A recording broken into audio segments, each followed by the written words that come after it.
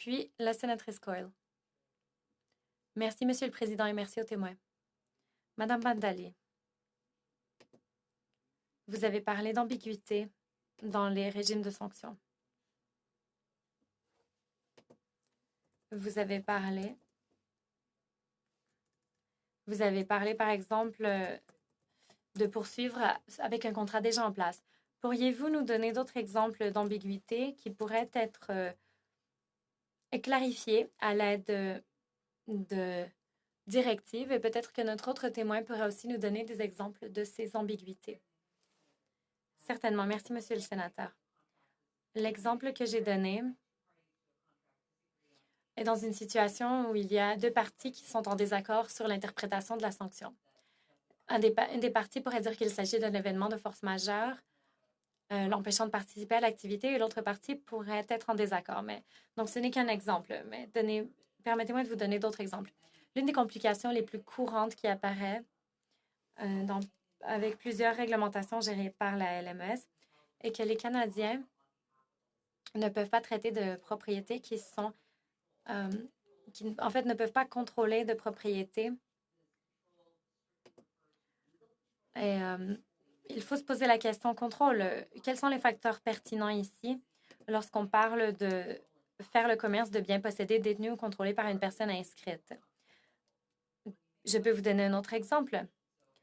Quelle est la portée de la notion de transaction? Par exemple, un citoyen canadien qui siège au conseil d'administration d'une société étrangère non assujettie à la loi canadienne. Disons que l'entreprise traite les biens d'une personne inscrite. Quelle est la portée des obligations de ce citoyen canadien?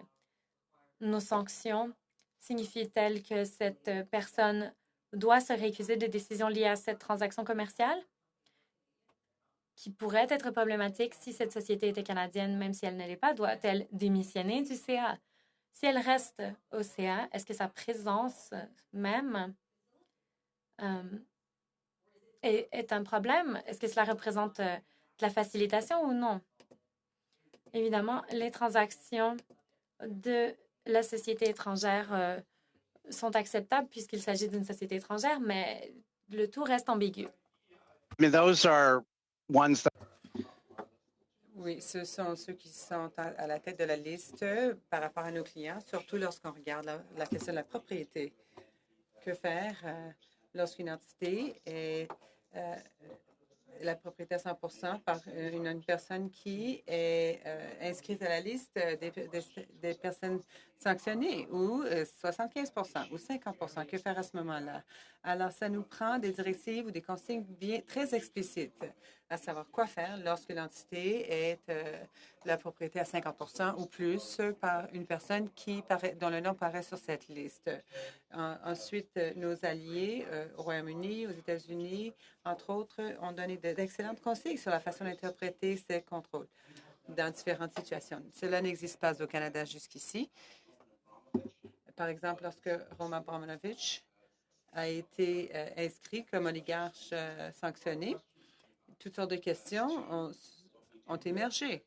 Que faire des entreprises dont Roman Abramovich est le propriétaire? Et ça existe ici au Canada.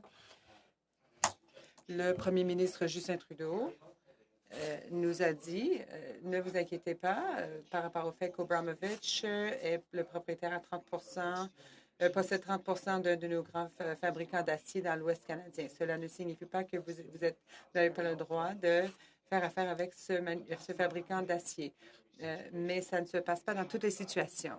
Le fait d'avoir de telles consignes ou de directives nous aiderait beaucoup à nous conformer au règlement canadien. Merci.